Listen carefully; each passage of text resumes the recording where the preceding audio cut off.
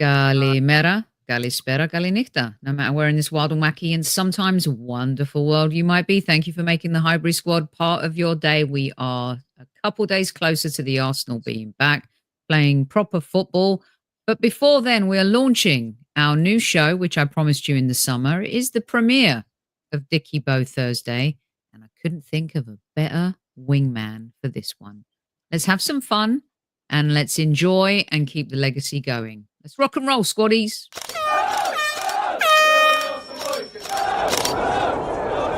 Mind the gap between the train and the platform. Please stand clear of the discussion doors. The next stop is Highbury Squad.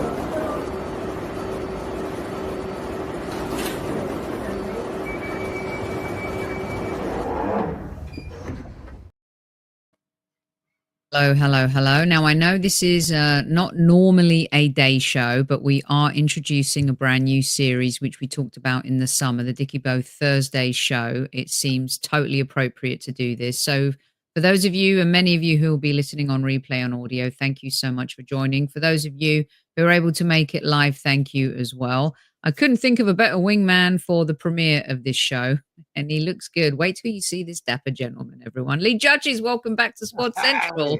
Hey, how we doing? Ching. I couldn't put my shirt on that because I've got no one to do to help me out, like, you know, because I just come back from football. But I think I've nailed it, like, you know what I mean? So. Listen, there's no better shirt to wear than a Dickie Bow than that one. There's no doubt about it. Quality in it, like, is it straight? I don't know, like, it doesn't matter. But that collared shirt that a lot of fans didn't like has come in really handy right now, hasn't it? Let's be honest. Certainly well has, like, you know what I mean? It certainly well has.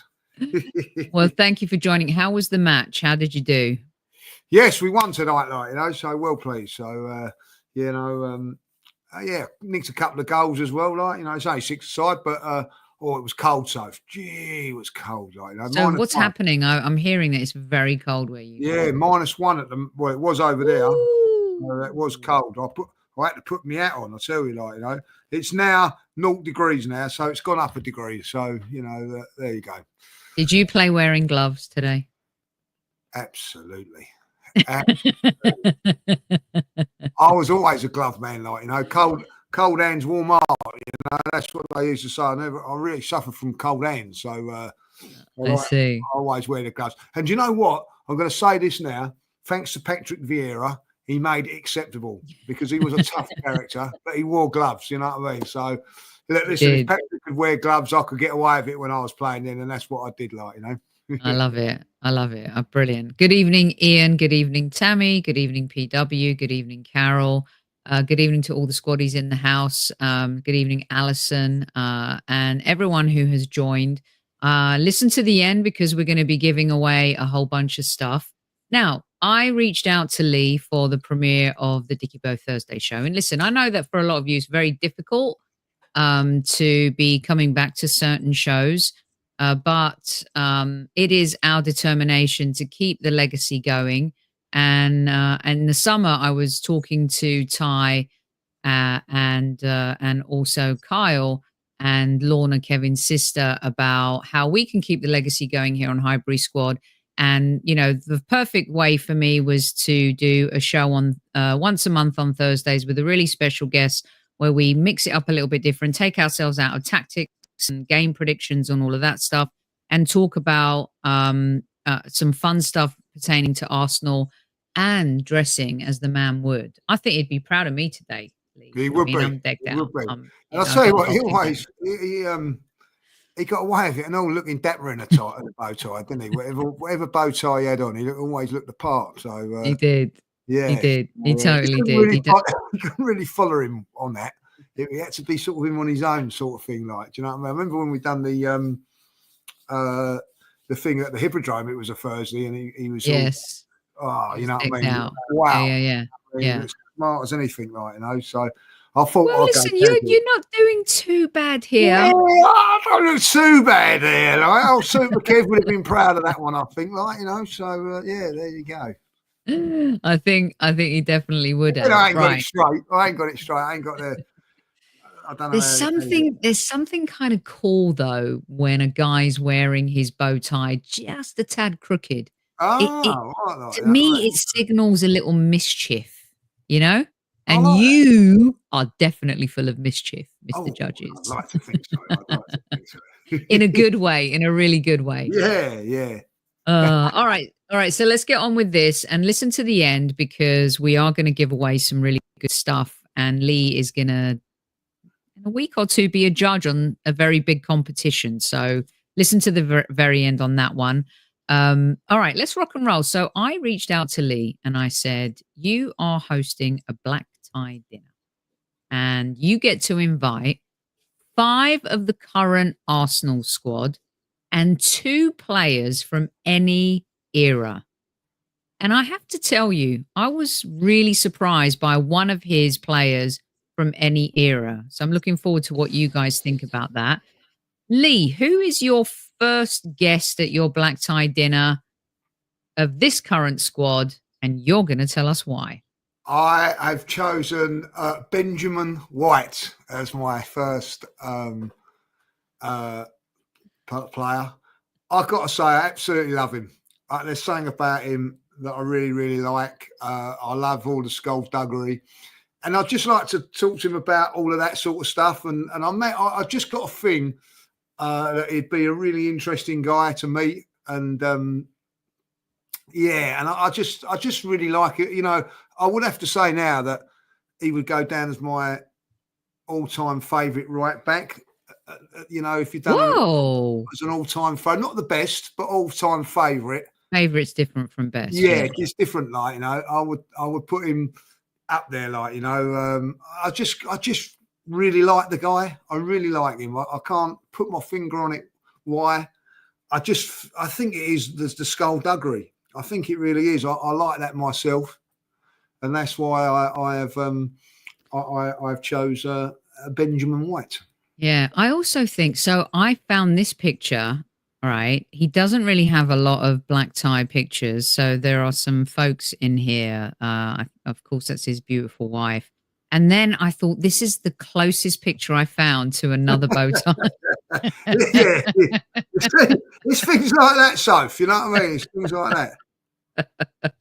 Oh, brilliant stuff. Okay, so Benjamin White. You know what else, Lee? I think that he'd be a curveball conversation. Do you know what I mean? You'd be sitting there talking and all of a sudden it'd be like, what? Where'd that come from? He seems like that type, right? I just think like it's interesting, you know, to find out what makes him tick. You know what I mean? Like, you know, I think, you know, he does like football, but you know what I'm saying, sort of thing. Like he would be a little bit more, I don't know. I just think he's got a mischief side of to him as well. I like all that. I've got to say, you know, I like all that. All right. Well, I like your first guest. Okay. Second guest at the table. And by the way, this is based on Kev used to have a show called Guess Who's Coming to Dinner. It was really a lot of fun. You get to pick guests and what you're going to serve and who's sitting to your left and right. And we'll get the dinner. It's a little bit like when someone wins the Masters and the next year they get to host the dinner, right? And what you're feeding them and all that type of stuff. But Lee, who is your second guest at your black tie dinner table? Right, is this going to be a current player? We're going to current players? We're going to save the other era players to the end. Okay, so my next current player is King Kai Havertz. And I'll tell you why. I'm a big fan of Kai, as everybody knows. And I love this picture. I'm going to be really honest. There's a little bit of diviness in him, a little bit of devil in him, which I really, really like. But I'd really like to get to talk to him about, you know, that's a smart photo. He looks very good there, doesn't he? Come on. Like, oh, yeah. That's a great picture. That's a good picture. Yeah. I'd like to get to know about, you know, the sort of role he's played at Arsenal, what he feels of, you know, because there's a mix, shall I say, mixed about his role and what he is to the team. Do you know what I'm saying? I think, like, it's not... I think it's very black and white with Kai. You either love him or you don't. So I'd like to find out how he feels about that, and obviously, like, you know, moving from, like, again, I I love it that he celebrates goals against Chelsea. So yeah, and I'm a big fan of Kai. I have to say, like, you know, so yeah, he definitely gets there in there, and I just think like, there's a little bit of that devilish in him, and I just like to get to know him as a player. And I actually, he's one of my favourite players as well in the current squad. I like this choice, and I think Kai's one of those. From my conversations with people at the club, he's one of the most super intelligent players off the pitch, outside of football as well. I think you could have some conversations with him about life. You know, he could get deep, meaningful. But talk about rocking a tuxedo. This was from his wedding, but this here, I mean, Paco Rabanne, not Paco Rabanne, that was back in the day. That was mine and yours era in the 90s, Lee. But Hugo Boss, give him a deal. Look at him. He is, woof, he's hot to trot here, hot to trot. So yeah, Kai Havertz, I like that one. I like that one too. All right, who is next on your dinner list, Mr. Judges? I've got to go for the star boy. I've got to have him. You know what I mean? Like, and that is Bukayo. I just, if you, is there anybody that don't like this kid? You know, and a couple of questions that I'd love to ask him. Like, you know, I can't see why anybody don't like him, but the criticism that he's getting at the moment, a little bit like, you know what I mean, even from England, like, you know, he's going to struggle to get back in the England team, and what other teams portray him as and all that, like. But you know, we absolutely adore him. We know what he does and appreciates, you know, that at times he has two players up against him and everything like that. And also, one of the reasons that I've picked him is because he's the only one that sort of come through the ranks, so through the academy and everything like that. So I would love to get to know what that was like to come through and get through and things like that. And I just think that, I think it'd be fun as well. Do you know what? I bet there's a little funny side to him as well. Like, I just got that feeling that he's, you know, I've never met him. I'd love to meet him. That was another reason. Like, you know, I just think he's just, you know, wonderful person, like, you know, and you know, he plays the game there it should be played. Yeah, I'm a big fan of his, like, you know. I agree. You know what? I think there's more layers to Bukayo than people think, right? Yeah, so when you see how he was raised and how he deals with pressure and also how he handles himself in the public eye, there's something, you got to have layers as a human being to be able to handle that type of pressure, Lee. And that when you think, like, for how many years he's been carrying this Arsenal team, now he gets the help of Odegaard and Saliba and Gabriel.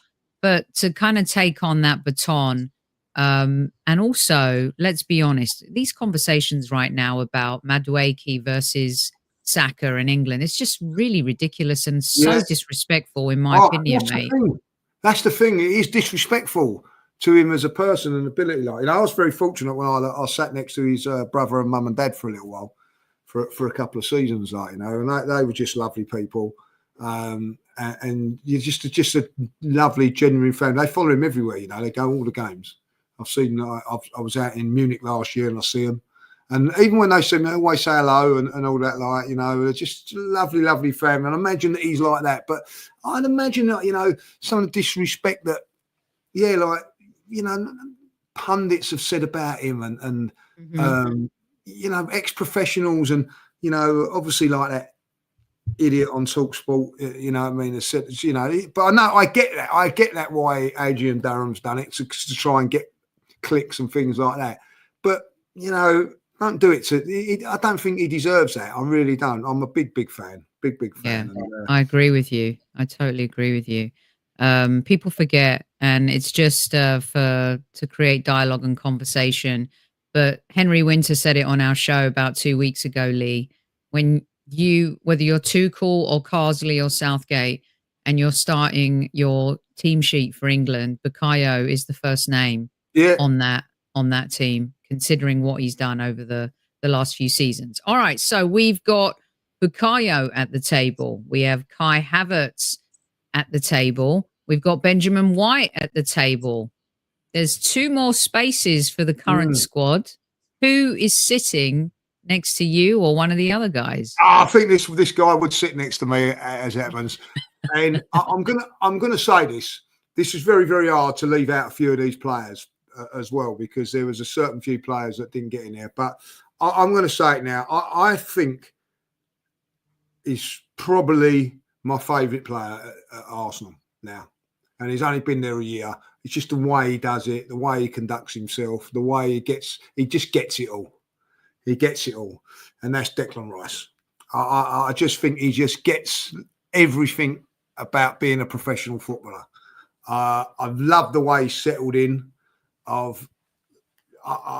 don't think he's been, to be honest, so this season as good as last, because I think like he's a little bit jaded from what's happened in the World Cup and everything like that. But last, the way he interacts with the crowd, the way he conducts himself with the crowd, I just think he's been an absolute wonderful, wonderful signing for us. And I'm a big fan of the way he plays, and I've just got a lot of respect for him, for a young kid, 24 or 25 years of age, to come and handle what he had to handle, the way that he got stick against West Ham and still he could have put two fingers up to him but never did. I just thought he handled himself fantastically well in that. Even he got the stick, do you remember, in the home game when we lost to West Ham and give away a penalty and everything like that. But he then went and scored when we beat them 6-0. And I just think he's a class act. I really do. Yeah. Class act. Can't speak. I agree with you. And I also think that Declan could be kind of fun when it comes to pop culture stuff. He seems really in tune with his pop culture. Yeah. There's something about him that, he has this cheeky side. And I like how you're leveling out, because you think Kai's going to be a bit serious, maybe. You've got Bukayo, who's kind of like this mysterious yet known quantity, right? And then you've got Declan, who seems at the forefront of pop culture. You see him with his, with music people and fashion and all that type of stuff. So I like the Declan entity. And by the way, is he one of the players, Lee, that Arsenal have signed that has, it very rarely happens, but he feels like he's played for Arsenal his whole life. He feels like that to me. Yeah, is that fair? I know exactly what you mean by that. Yeah, it just seems like he was made to play for Arsenal, even though when he was at West Ham he didn't think that. But I just think that, I know exactly what he just gets it. He gets what it is to be an Arsenal player, and he gets the fans. I'm pretty sure he would have done that with the West Ham fans. So even if he has a bad game, and he don't have many bad games, the way he is, you just let it go. Because I think that he runs into the ground. If anybody turns around and says they don't like Declan Rice, any Arsenal fan that says they don't like Declan Rice, I'm looking at them and going, really? Why are you saying that? Because he gives it his all. He works hard. He puts himself really, his body on the line every single time. And I like that. His commitment to the club is there, and he just gets it. As you say, he just gets it, and that's what I like about him. I love that. Let's see. PW says, I'd like to hear KT speak Spanish with his Scottish accent. Hertzy says, I'll eat tacos and paella with all the Spanish speakers at the club. Lynn says, I would like to see Declan as our next captain. Mrs. Thierry fully agrees with your choices so far. Hertzy also says he'd like to sit next to Zinchenko. Give him a few beers and he'll tell you everything that's going on. 100%. Talk about spilling the beans this week. He's brilliant, isn't he? He's brilliant. I'd love to meet him. Again, it was a tough choice. He didn't make it, but it was very, very difficult not to have him. I tell you, it's very. To be honest, it's very difficult. Very difficult leaving anybody out of this team at the moment. It is. But I like your list so far. We've got one more to go. All right. So we've got Declan, we've got Bukayo, we've got Benjamin, and we've got Kai. Who gets the final seat at Lee's table for this squad at this time for this black tie dinner. Lee Judges, the floor is yours. I've gone for the player that I just want to talk to him about. What his commitment is to Arsenal. Everything about it. There's alternative motives to this bit, but Big Willie has to get in there, Saliba. I just think, what a player. What I actually said, I do believe this. When people call me about mad, when they go, who do you think's a better player, Adams or Saliba? I'm telling you, at their ages now, Saliba's far better than Tony Adams. Far better. You know what I mean? Got more pace.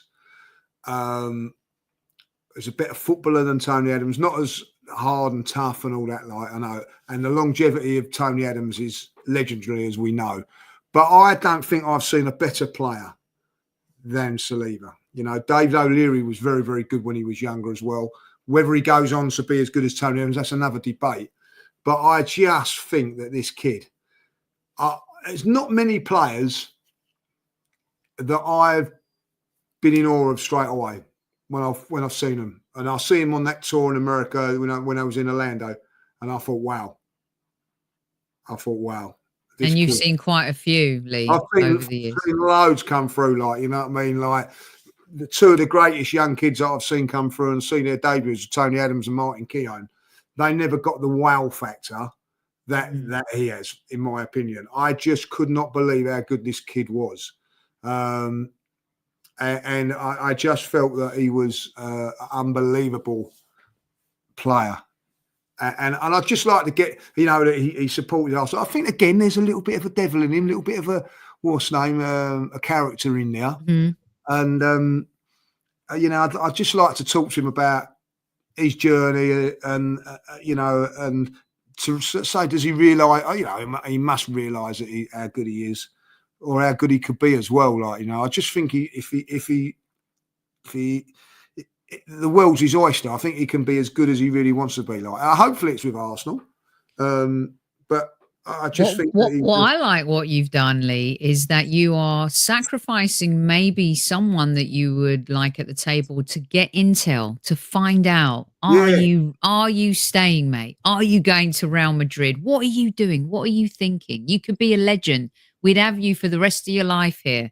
You're actually 007 mission right here with your bow tie. Yeah, there is a little part of that. There's a little part of it with one of my other clubs, which we'll get onto later on. Okay. One that you're a little bit surprised about, but okay. I just I would like to see how he feels, see what he feels about the France thing, and I think growing up as a kid, obviously the Patrick Vieiras and Thierry Henrys of this world probably had an influence on him and things like that, and but I just think he's just a wonderful, wonderful footballer. And do you know what makes it even better is that he's a defender. Normally, I'm always been there with, if you have a look at every other one there, apart from Ben White, but all of them sort of players are attacking players, midfield players, all my favourite players, all through the generations have been But I'm a big fan of Big Willie Saliba. Okay, so for the majority of you who'll be listening on replay, in your comments, let us know which current Arsenal players, 5 of them, gets your black tie dinner, because there'll be 5 plus you. And then you get to invite 2 from any era. Okay, so that makes 8 for dinner. Lee has gone for Big Willie. And, we understand that. I don't know who did this photo, but I love the half Terminator of William Saliba here. Also, Declan here looks like a cast member of X-Men and really intense. It actually doesn't even look like him. It looks like an actor that I can't put my finger on. Yeah. This is the young Declan. I think this was when he was London Player of the Year. I'm not sure I like him with the skinhead. I like him with more hair. Yeah. So Declan gets at the table. Bukayo, the star man, I'm not calling him star boy anymore, gets a seat at Lee's table. He has been one player that he's made us fall in love all over again. How could you not invite Benjamin White when he wears stuff? He'd probably turn up like this. It reminds me like here he reminds me of the old school film producer Robert Evans, something like that. The dude belongs in Hollywood, and gotta love a little bit of Benjamin. And Kai Havertz also makes it to Lee's table, and why not? Right.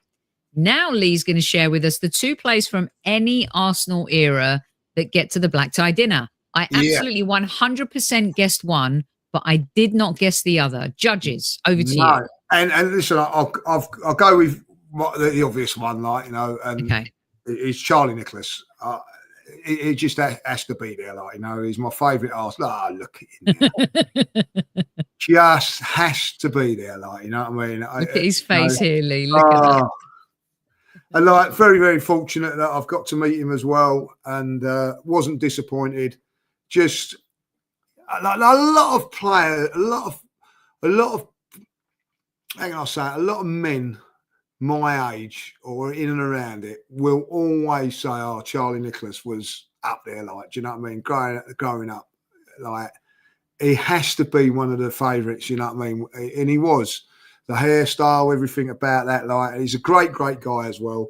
You know, it was lovely to meet him. And so he is my favourite Arsenal player. Like, if I'll be honest, Kevin changed that as time went on, but you know, like, from what made you fall in love with Charlie? Was it like, because he was flamboyant, wasn't he? There weren't many, like, there was Georgie Best, there was Charlie Nicholas, that Frank Worthington had a little bit of the boy about him, didn't he? The journeyman footballer. But Charlie kind of really did have that je ne sais quoi. He come at the right time for us. We was in the doldrums. We really were. I honestly believe, and I told Charlie this, like, if he hadn't signed for Arsenal, I don't think Arsenal would have ever been what they have been. And I don't mean that he was a successful signing for us, but what he done was he put us back on the map. You know what I mean? Like, he proved that Arsenal was a big club, because it's still a big draw. We was nowhere near at the same level as Liverpool and Manchester United at that stage. We was struggling. We was really, like, you know, Tottenham were far better than us as well, like, winning trophies as well. Not only were they better than us, they was winning trophies. And he come along at just the right time, and he had that swagger, he had that thing, and he just, like, I know this sounds silly, like, you know, he wore leather trousers, right, and white shoes, right? And he had this. I had to bloody go and get these pair of trousers, leather trousers. They were about 90 quid, so back in the day. You know, I'm talking early 80s. You know what I mean, like. But I had to have them, and these white shoes, and I think, oh my God, like, you know what I mean. But I actually wanted to be him. Used to go around with the hair and everything like that, and you know, I named my son Charlie, like, you know. So I love that. It was just, you know, that era. I can't explain it. Like, everybody had that haircut, you know what I mean? Everybody tried to have the haircut, like, you know, look, you know. Totally. People just dressed, you know, it was unbelievable. And, you know, I remember going to, I hadn't really gone to any away games at that stage of my life. I don't really remember going to any away games at that stage. But because of Charlie Nicholas, I started going to away games. And, you know, he apologised. He said, I haven't ruined your life. You know what I mean? But he was the first one, you know what I mean? Like, so I was like, wanted to go like to the London game. I just wanted to see more of him. Actually, stopped playing football for a little while. Like, I just come out of the professional club, and it, like, I just started going and watching Arsenal for a good couple of years before I started getting back into football again. Like, just because I just wanted to go and watch him play. And and listen, it wasn't the greatest side, and he wasn't the greatest player, but, you know, it was just something about him that I just loved and still do to this day. Like, you know, still do to this day. It was fun. And as Alistair says, Charlie's 2 goals in the '87 League Cup final. Yeah, fantastic. You know, always scored brilliant. against Spurs and wait from home as well. That helps. Yeah, he was just he was just great, like, you know. Love it. Okay, before Lee gets to his final guest, I can't wait for you guys to hear this one. Jorn says, I would choose Mo, Saka, Magalash, Waneri and Calafiori, Bergkamp and Pat Jennings. Pat Jennings is a very, very good one. Very good shout. Very good shout. Harvey's having George Graham. Adam is like, no, Liam Brady. Harvey, I mean, if you could invite everyone, Harvey added Malcolm McDonald. Thierry says Mrs. Thierry Henry, of course. She wants her husband. Adam, David Raya, he had mostly good games this season. It's not just about the good games. It's about who you think. I actually think David Raya might be a bit boring. Sorry. I love him and I think he's a really good goalkeeper. But I think he might be a bit boring. Lynn says Odegaard has to have the last place, but he didn't, Lynn. Martin Odegaard. A few people leave him out. A few people wrote in, Lee, and said no captain at the captain's table. It's like, no. And you know, Rice as captain, didn't he? Saka's been a captain. You know what I mean? I think potentially, definitely, Saliba is definitely a potential for a captain. Yeah. Guna has Starman, Captain, Gabby, Rice, and King Kai as the current players. Right. Let's switch gears and ask Lee. His last player at his black tie dinner, cozy one for 8. And it is an Arsenal player, remember, from any era. And I think this one might surprise you. Yeah. Lee judges. It will surprise you. But listen, Liam Brady would have definitely been up. But I've had dinner with Liam Brady. And, he, you know, listen, he's just fantastic and all that. And I've met a few of the players. But I went on. There was 2 players that it was close to. It's very, very close to. I've never met these 2 players, so that was one of them. One was Cesc Fabregas. Love to have had him there, but never met him. But I went for through the era he played at Arsenal. Now, many people didn't like him, but he was my favourite through all the times, and that was Aaron Ramsey. Is my other pick.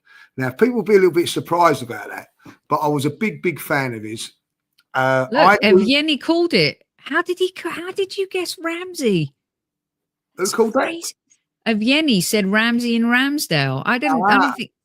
There you go. Like, you know what I mean? So, no, but big fan of Aaron. I think like a lot of people would know that I am. You know, me and my dad had arguments when my dad was alive. You know what I mean? If Aaron Ramsey had a bad game, he'd phone me and go, "I'll see your mate who had a shocker today," like, you know what I mean? And then when he scored and all that, I'd phone him up and go, "I'll see he scored." Oh yeah, like, you know. So he wasn't the greatest lover of him, but I always believe this with Aaron Ramsey, and this is one of the questions that I like to ask him. He sort of answered it when he was on Sky the other week, like, you know, when I first see him as an 18-year-old kid. You know, when I talked about Saliba, I see him as this 18-year-old kid, and I went, wow, what a player. You know, he had pace, he had everything, could look like he could score goals. And then he had that horrific injury, and he lost a little bit of his pace. Like, you know, I would just love to, and he must wonder it as well. I honestly think he would have been not at Arsenal if he didn't get injured. I think that he would have gone, you know, Real Madrid would have come in for him. I think he was sensational. I think he had a great career playing with 20% taken away from his game for that injury. And I just think like, it was just tragic, really.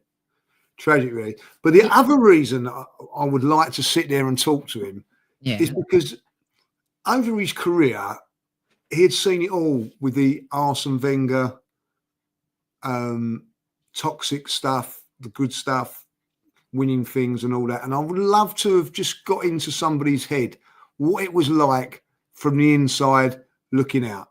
You know, was the Arsenal fans too disrespectful to Arsene Wenger? If he would turn around to me and go, yeah, I think that that they were, I would have a little bit of defence of, you know, well, we spent a lot of money on this and that, and could you see it from our point of view or whatever? Or it was just, no, Arsene Wenger was this great thing. and whatever, like, you know. And I think that would be an interesting conversation. No one's really got to that. No one's really spoke about that to, you know, like, you know, Jack Wilshere's been involved in that, like, you know what I mean, but hasn't really divulged what he actually thinks, because I don't think you really want to upset the Arsenal fans. Yeah. Jack talked about it a little bit on that show we did with Super Kev. Yeah, I remember. Yeah. And I think there was this sense of, you know, kind of Jack felt overplayed. You know, he can talk about that now, but this is the worry, right? About how do you manage Waneri, Saka not blowing him and his energy too soon and too early. You know, Jack talking about, well, I didn't rate Giroud when he first got there. Then, you know, combined, they score one of the greatest goals ever. I think Aaron and Jack would probably be two of the most honest players to have that conversation with. Yeah, I do think that. Yeah. I do. You know, they were fantastic players. I know that Aaron looked up to Cesc Fabregas and all that. Like, you know, Cesc would be a good choice as well. But Cesc was involved in the, how can I say it, the good times at Arsenal, and then he left when it didn't get toxic. Do you know what I mean? But Aaron went through that era. Then he went through the little bit of the era when it was Emery as well. Like, so I just felt that we come out of it a little bit like, you know, Aaron was sort of involved in it all. Jack probably was as well. And I just think, like, you know, how did they feel about the likes of Van Persie leaving and things like that? Like, you know what I mean? Yeah. The Cesc Fabregas leaving, like, you know, did it feel like a bit of a disappointment to it all? Like, I had a wonderful conversation, you know, and I don't like to big up things when you know, talking about Liam Brady, like, you know, when he was leaving Arsenal and all that, and really he didn't want to leave Arsenal, like, you know, and, you know, it didn't really match his ambitions or whatever. That's, you know, it is what it is. But at that time, you sort of blamed Liam a little bit, like, oh, Liam's going, you know what I mean? When you find out the truth, it's not really that.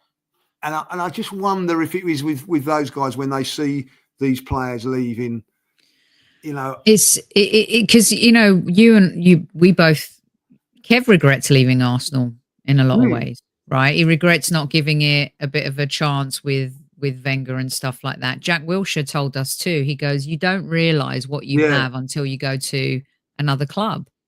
And the grass is always greener on the other side. It's worked out for some Arsenal fans. Like, of course, Ashley Cole went on to win big. Nasri went on to win big. Van Persie won the Premier League. But there are a lot of Arsenal fans that left, Arsenal players that left, that didn't have as much success. And Aaron always felt to me like one of those that could have been a great. I think we had a lot of players, and it's inexplicable in a way, Lee, like Diaby, Jack Wilshere, Ramsey, Eduardo. Yeah. Those players that either succumbed to injury just by playing or had horrific injuries by disgusting challenges. To me, there's a lot of, we don't know how it would have ended with those players. Do you know what I mean? And Ramsey, to me, seems like one of those that could have been a talisman in so many more ways had he not been hit with overcoming, you know, that tackle and stuff like that. And it gets my goat a little bit. I don't know who said it the other day. Someone said it. Who was that? It was someone like, in the media, or someone famous to turn around and said that it gets on my, it really upsets me when people have a go at Arsenal now and say they're physical and all that, like, you know, because there were the times when we weren't physical and we were smashed about a bit, like, and I think now if Aaron Ramsey was playing in this team, that injury wouldn't have happened.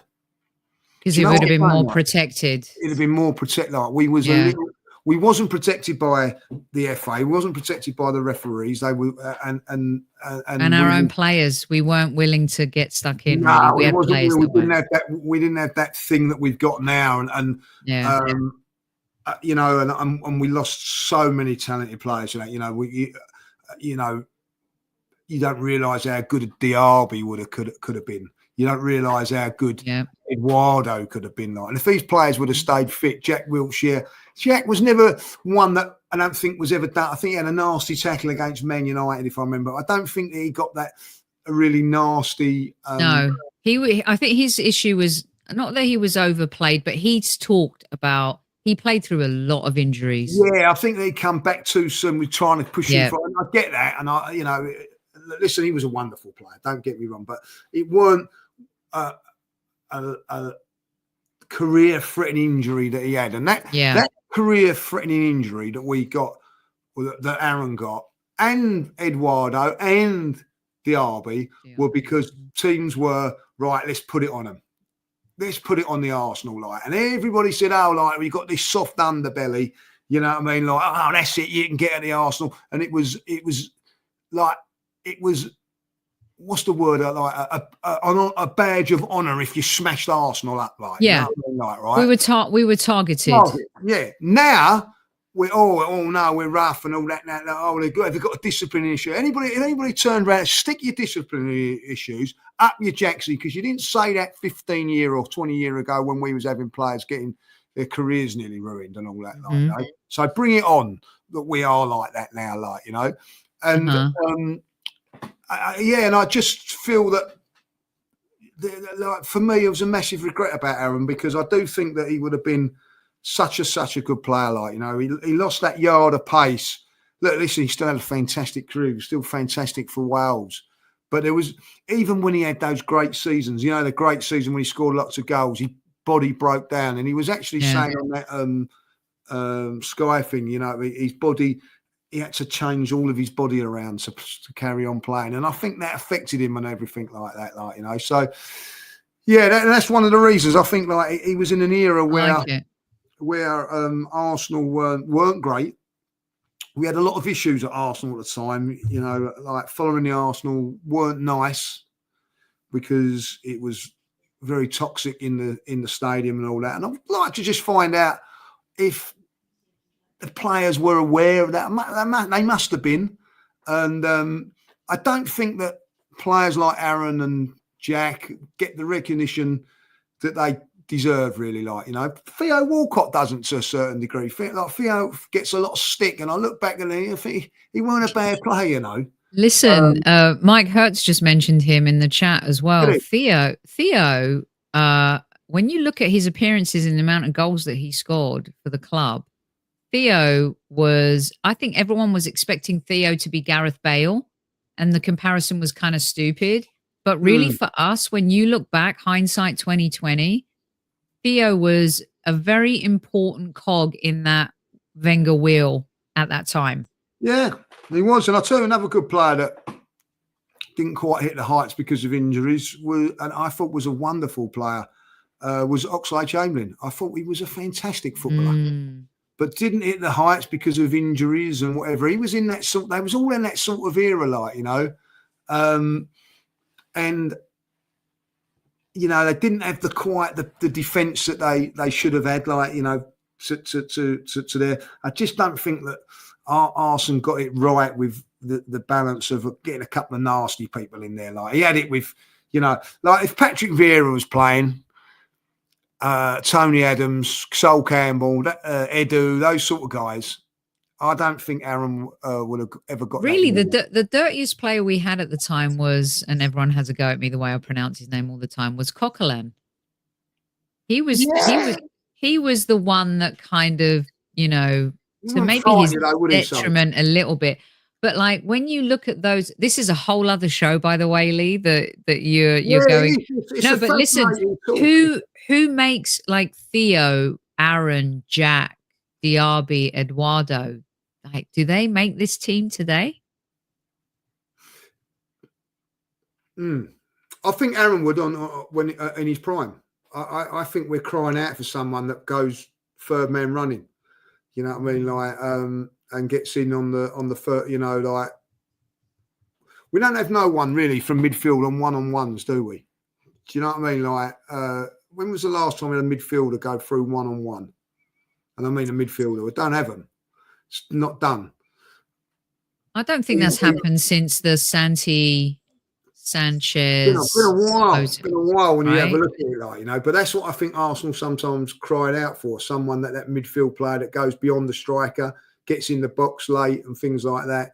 And listen, a goal-scoring midfield player scoring 15, 20 goals is, you know, is unbelievable. And the other thing with Aaron, which a lot of people don't realise, you know, FA Cup winning. Yeah, goals. You know what I mean? Like, not just a cup winner, winning the cup for winning us. the cup. Yeah, like with his goals, you know. And yeah, you know, and I did love the song as well, like, you know, which obviously Aaron Ramsdale took over as well, like. But yeah, I just, you know, it's just an era. I think. How can I say that? Beginning of the era with the Emirates, no one really liked the Emirates, not like it is now. It wasn't a great time to support Arsenal. I'll be honest. You know what I mean? It's not one of those things when you put your hat on every single player like you do now. Love-hate relationship with the manager, love-hate relationship with the club. It was a really weird period, wasn't it? Yeah, because it really was a weird period. And like, in your heart, you still love the club, but the players, you loved them, but they really upset you a lot. It was kind of like this love-hate relationship. Yeah, and none of them really go, you know, get into the, you know, when you talk about the Ben Whites now, the Kai Havertz. Well, look at this lot. Like, when you see this team, who gets into that? You know, it is something that you have to say that the manager has built differently. It's different. It's a different team, but it's a team that you can get behind, and that as a fan, you know what I mean. There was times when. Like, listen, Arsenal lose to Newcastle. I'm disappointed with the team. I'm disappointed at Bournemouth, but all that. But let down a little bit. Like, yeah, let down. They let me down. They let me down at Newcastle. All of those players that you've seen there, they let me down. It's sort of expected a little bit at times with those players. We're just talking about that era. Like, oh well, you know, we expected him to lose today. I expected him to lose 3 or 4-0 wherever. So do you know what I mean? See, the affection for that era wasn't as good as what it was. So I'd love to ask those sort of guys, and Aaron being one of them, like, you know, what did they actually think of the Arsenal fans about that, if you know what I'm saying, like, you know? Yeah. Mike, you're hilarious. Sterling, that was in a different show, but that was the photo that I had available of most of the squad, and Sterling is in it. And by the way, I have to say, I won't hear. Sterling has had no opportunity to prove himself. No, back your team, back the players. So the criticism at Sterling to me seems very harsh, and I think when he's been given the opportunity, he's been really decent. The EFL Cup is not the barometer for any Arsenal player. But the Bournemouth game, I thought that he looked like the most dangerous, and then he was sacrificed. I will not hear of it until we've seen him play regularly or be given more of an opportunity to play, because I think that's totally unfair. Lee, before we let you go, a couple of things. I want your take on the Forest game. But Harry Symeou was just in awe the other day, because in our WhatsApp group, we were admiring Lee Judges become a model. Although this looks like you should be in season 2 of The Gentleman, by the way. Might give my friend Guy Ritchie a phone call and see what's going on here. But looking hot here, Judges. What is going on? Are you allowed to tell us what's happening? I tell you what I can tell you. Yeah, I've done a modelling thing for Lyle and Scott, like, you know. So and I was on the Forever Arsenal doing that, and one of the comments was, well, what was you doing there, balaclavas, which I thought was a bit hard. wait till I kill him, like, you know what I mean, like, you know. So he's getting it, like, you know. So yeah, and I've done it, and you know, they wanted that rugged look, you know what I mean, and but do you know what? I thoroughly enjoyed it. You go into and what can I say? You know, you do different. Who'd have thought that I do like doing these different things? And unbelievably, yesterday I'd done an advert for Trapstar, like big young thing, and they said to me, "You mixing with the young uns, eh?" Yeah, and what happened was they said, "Oh, we want you to come. We've got a part for you. It's got a couple of lines," and so I said, "Would you want to do it?" So I said, "Yes." So I come down there, and when I get there, there's proper actors there. There's extras and all that, like on this set. It was in a pub, but a set. And the director pulls me and he says, "Right, you know you got the main part here, don't you?" Like, so I said, "No, I thought I was only going to do one line. I've got loads of lines to do." Ended up being the main character in this advert that they're doing, like, you know, and I thoroughly enjoyed it. So doing a bit of acting, like, and with proper actors around, like, you know, and it was really good. So something different, and to do like a modelling thing as well at my age, you know, it was just an incredible thing, like, you know, and you know, you go and sit there, put the makeup on, the cameraman and everything like that. It was just a wonderful experience, Soph, you know what I mean? So I love it. I'm very proud of you. And I actually feel like, you know, maybe I'll give Danny a call because, you know, Danny Dye is a friend of the family. I mean, you should be in EastEnders or something. I'm feeling this. Do you know what? I'd like to be the host of Match of the Day. You should be in EastEnders. Let's make this happen. I would love a little part in one of those sort of films, you know what I mean? But like, it'd be great. The one is an absolute.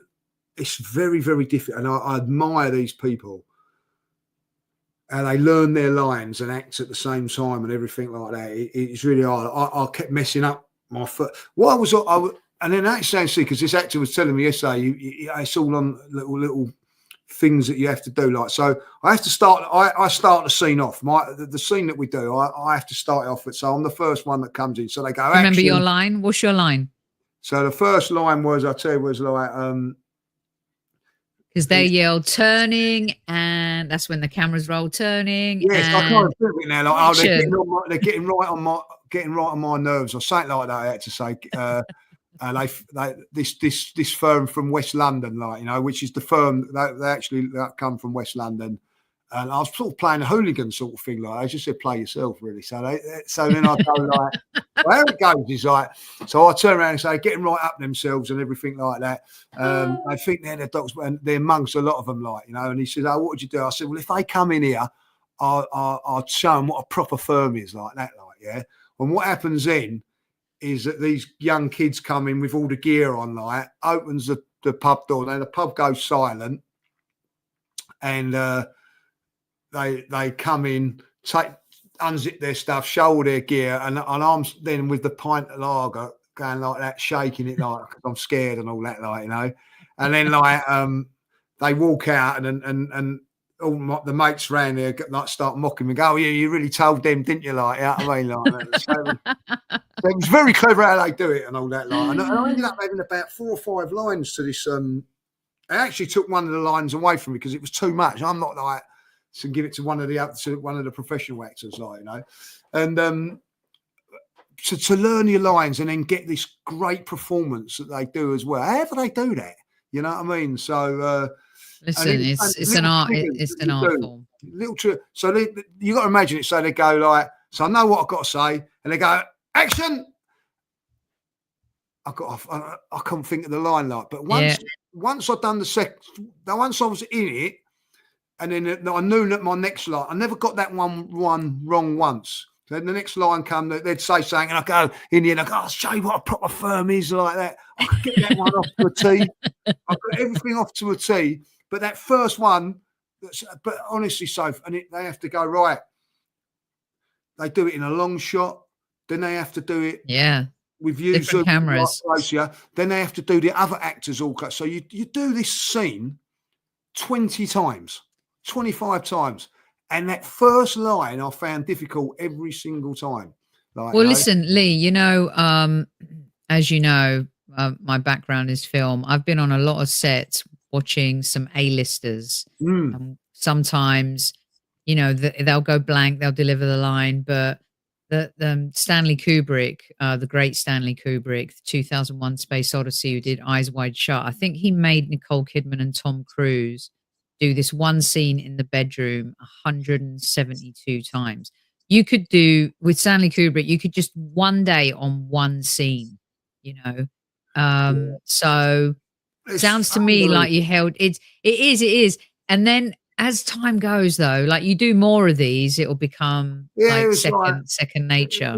It was lovely. And says I'm leaving now, and the director says, he come up to me and he said, like, well done, you've done really well. I said, look, I'm really sorry, messed up my lines, and you feel like you're putting them back the next, like this is 7 o'clock now, and you're thinking like, I've got, they're probably thinking, oh, for Christ's sake, get it right, judges.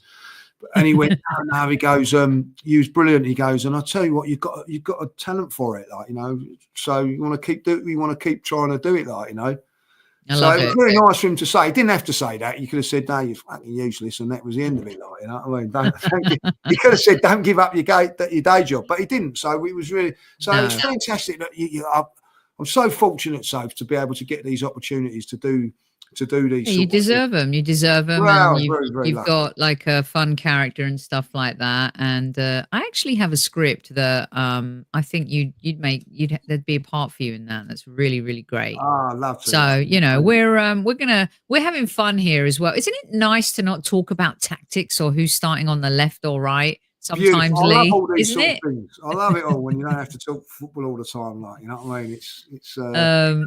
But I do have to, and I love all these comments about Lee as well. There's so many nice comments coming in about, and we'll have to hear your Kubrick story, Harvey. You have to tell us that another day.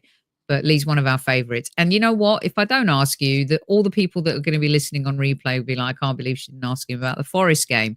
So in a nutshell, because we know you've been playing football, you haven't had your dinner and you haven't showered. This is a massive game, Lee. What do you see? What does Lee's crystal football say about the weekend? Do you know what? This is the thing, like, for 2 years, Soph, and I'll be really honest with you, for 2 years, I've looked forward to every Arsenal game in the last couple of years. I'm not looking forward to Saturday because I think there's so much could end riding on it. You win the game, you've got to win the next game, but lose the game or draw the game is a massive meltdown and everybody, like, it's not enjoyable at the moment. Arsenal got to get back to winning games. And I don't know what you're going to get. So if we could go out there and win this game comfortably, we could lose it, draw it. There's nothing tells me that we're good enough to go on a run and produce a performance. If you look back at our last couple of wins at home, were against Southampton and who was that? I can't even think of it. Leicester. Yeah, and they weren't convincing performances. The Liverpool game was good considering what injuries we had out and what team we had out, but could have even been the so Shakhtar performance wasn't convincing either. Was awful. Yeah. So what we need to do is, and it's so important, is that we win this game. That's the most important thing. But I do think Arsenal need to win this game convincingly, and also put in a performance which brings back a little bit of confidence in the supporters. There's a lot of fans at the moment that have gone, and we've lost them. But some of them weren't even on that train, but they've jumped off. But there's a lot of fans on the train at the moment that just need a confidence boost. So, a little bit of an arm around your shoulder. Yeah, Arsenal are still a good side. I'm one of them. I need a performance and I need a win, and I need us back to where we were last season. And do I think we're going to get that? Bloody hope we do. I just hope we do. Not going to be easy against this Forest team, is it? Not going to be easy. And I'll tell you that now. West Ham's not going to be easy. Then Man United is not going to be easy. There's no games that are going to not be easy. But Arsenal have got to start finding a bit of form. And there is pressure on Mikel to do that, Soph. There is. I get that. I get what people are saying about him at this moment in time. I just want to prove a lot of people wrong, Mikel. Go out there and prove people wrong. Just get the 3 points, play really good, play well, and just give everybody a bit of confidence. And also the ones that are getting a little bit of stick at the moment, like you know, positive toxicity, whatever the word is now. Unbelievable that you can't be positive no more without being slagged off. Just give us those positive fans at the moment. Just, you know, little pat on the back. You know, well done. Like, you know, Arsenal are back, but it's not because it's going to be one game safe. It's got to be over 5, 6, 7 games, and they've got to win them. There's no reason to say that we can win them with the way we're playing, but we know we've got good players. So if we've got good players, and I'm just hoping that they do. You know, Kevin always used to say, it's about the players. And do you know what? These next few games is about the players. Go out there and prove a lot of people that have been doubting you wrong. I agree with that. And I'm all about the performances, but for this particular game, back after international break, I'd be happy with 3 points. Just win the game, and then we can build on performance for the rest of the season. Right, before we let Lee go, a couple of housekeeping issues that he's going to help us with, because I know he loves the guys over at Football Prizes too. There's a new competition. It's a Patrick Vieira one-of-a-kind prize.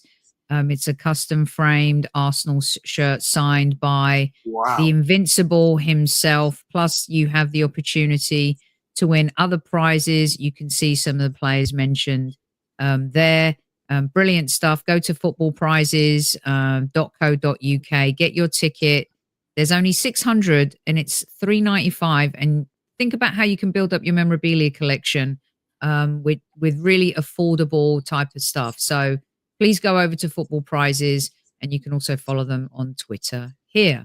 Now, Lee, we've got something really special going, and I'll need your help on this one before we let you go. Okay. So our good friends at ZENITH Coins have created the Invincibles coin.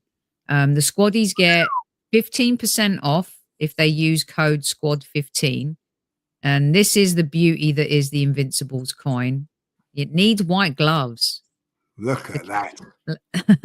It's really quite beautiful. It's the perfect gift as well. There's, of course, the North Bank coin as well, and the original Arsenal coin too. But what we're doing this month is we're going to be giving away, this value is £149, and the Highbury Squad is going to be giving one away. Wow. And I think, of course, because it's the Invincibles time, Lee, I would like to hear a squaddie's great Invincible season story. And it can't be more than 500 words. Please don't send me an essay. Don't send me like, you know, Rachel Green and Ross Geller in when they broke up in Friends and it was 50 pages front and back. I don't want that.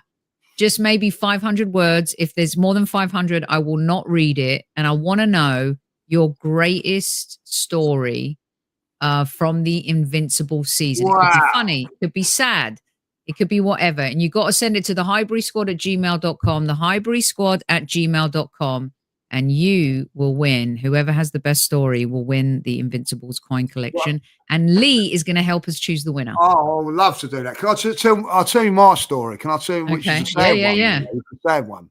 I didn't go to the last game of the season against Leicester, because I was on a football tour. I was still playing at the time. When Invincible was going, I was still playing, 2004, still strutting my stuff.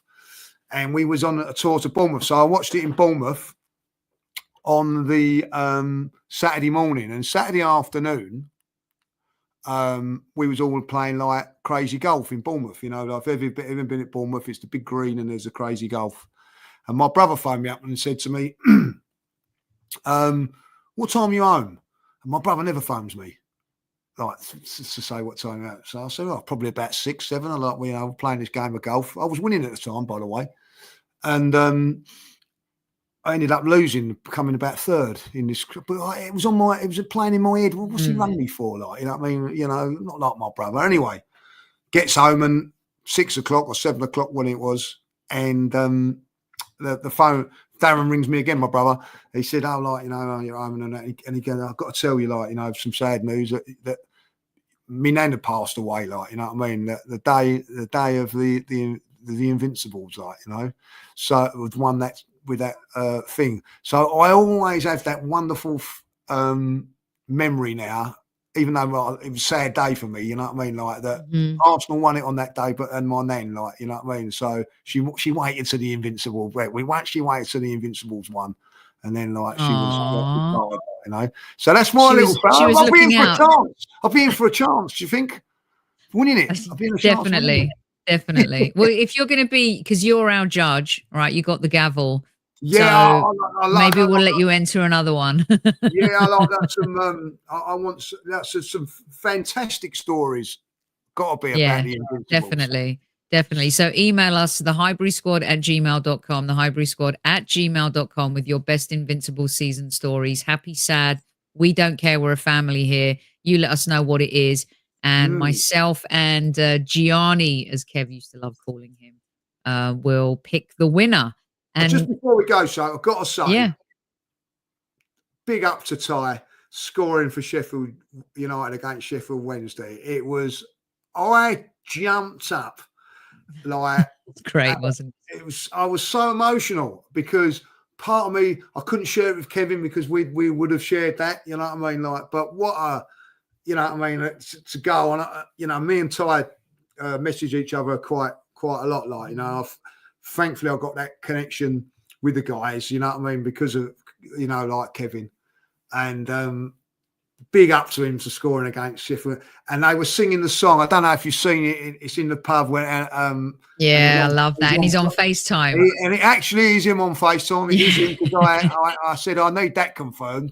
And I messaged him and said, was that? He went, yeah, it was. And I said, like, and they were singing what the Everton fans were singing about Kevin all those years ago, the same song. And I just think it was fantastic. And, you know, I'm loving Sheffield United at the moment. Like, me too. I'm a huge fan. So we gave him a shout out on the show on the Monday Madness, and we put up pictures and stuff like that. And I sent him a little note. He goes, "I'd love to see the clip." So I clipped it for him and sent it. And he was like, "That's so awesome. Thank the squaddies for me." And I can assure you that Ty will be making an appearance on the Dickie Bow Thursday Show sometime soon. He's a quality lad, you know what I mean? Like, as well, so special. You know, so. I love them both. That's really special. They started picking up. Oh, bloody hell. What's the Radcliffe. Yeah. They're out of the relegation zone. You and me following Sheffield United and Radcliffe. I'll follow them both. And, you know, obviously, like, you know, Ty gets a little bit more because it's Sheffield United, but like, I mean, Lee, the Steel Derby, you score the winner. That's massive. I'll tell you that. Do you know what? Where we was playing Chelsea away. They was playing at half 12. Because I WhatsApped you, remember, and you were doing all the Chelsea stuff. Yeah, so like I was, but I thankfully, I shouldn't say this, but thankfully Ty went off after about 70 odd minutes.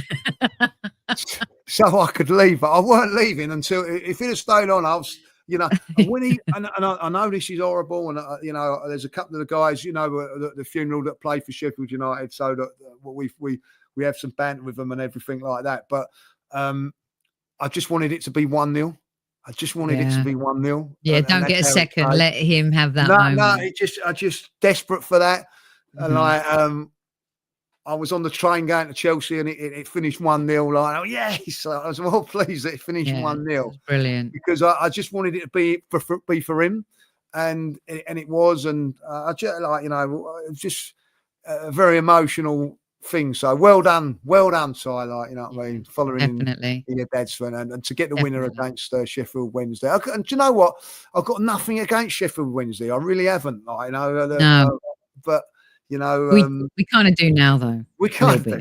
We kind of do now, like, you know what I mean? Well, put it this way, we have the same affection for Sheffield United that we do for Everton. And it's funny because I have a couple of really good mates that are Wednesday fans, and John Harkes is a really good friend of the show. Yeah, of course, you know, and so, yeah, and also don't forget, you guys, we're going to be doing some stuff over the holiday season in association with the Kevin Campbell Foundation. Kev's sister's going to be coming back to have a little chat, and maybe Lee, you can join us for a few 100%. Minutes on that. At KJC Foundation on Instagram, and at actually the other way around on Twitter, it's KJC Foundation, and at Kevin Campbell Foundation on Instagram. Remember, you can always donate. We're going to be raising some money over the holiday season and doing some really good things as well. And by the way, it's his last chance before we leave. I don't know, but I'm going to leave it in the hands of Lee Judges. I know what Kevin's response would be, but he still, to this day, is desperate for a coin, Lee. And I know you get a little bit soft every now and again, that hard exterior. Loved it all. I know Kevin loved all the banter. That guy Newman deserves a coin, like, you know what I mean? Like, 100% he does. Maybe we'll do a poll. We got to do a poll. And I'm sure Kevin, you know, Kevin was a devious he was at times, and he loved to wind only Newman knew. And Newman knew that as well, like, and I'd imagine that was all part of it. And I'm a big advocate of him getting that coin, like, you know. So one day, like, you know, because I'll tell you what, the banter between them two was good. Priceless. Kevin loved a bit of banter. He loved a little bit of devilish in himself. He was a little bit of a devil at times, Kevin. You know what I mean? So yeah, definitely. He deserves. All one. right, so get right in, Newman. Like, you know, I'm on the committee. We need a new art. We need new art. We need new art. Send us your latest piece of art, and then we will put it out to the squaddies in a poll, and we will allow them. And if it's tied, Lee gets the final vote. If it is a tie vote, so Newman, if you really want a coin, get some new art going. He was brown nosing Dan the other day as well. I mean, he'll stop at nothing. Look, he's calling you a genius, which you might be, but I mean, look, listen, I'm easily bribed. Don't worry about that. Easily bribed. Lee Judges, thank you so much. What you got coming up on your channel, AFTV? What you boys up to? We'll probably do something after the game. We've had a nice little bit of a break from it. Like, I have. You know, Dan's a worker. But you know, he grafts, and that boy grafts. I tell you, like, we've done a show today, which was, if you want to check back that one, like, which was really interesting, and yeah, so we'll probably do something after the game against Forest, depending. And then I'm in Portugal on Monday, so I'm not back for a few days. So and I had a look at the thing today. It's 17 degrees out there at the moment, so that's nice and sunny. So. Hopefully, we know my Gianni loves his sunshine. I love a bit of sun. I love a bit of sunlight, you know. I love it. All right. Well, listen, Lee, thank you so much for your time. We appreciate it. You know that, anytime. And we're always loving seeing what you're doing. Very proud of you here at Squad Central. You are one of our family members for life. And thank you. Please make sure that you follow Lee if you're living under a rock. I mean, you know, that's down to you. But at Lee Mark Judges, at Lee Judges TV. And of course, don't forget to follow the Kevin Campbell Foundation as well. Our premiere episode of the Dickie Bow Thursday Show has been a lot of fun. Our goal here is to keep the legacy of Super Kev alive. I know it's hard for some of you to watch, but hopefully a lot of you will be watching on replay and enjoying Lee's, who is invited to his black tie dinner. It's been a lot of fun, Lee, and squaddies, love every single one of you. Don't you ever forget to tell your loved ones you love them, and at ease, everybody. Good night. Have a great week. Mind the gap between the train and the platform. Please stand clear of the discussion doors. The next stop is Highbury Squad.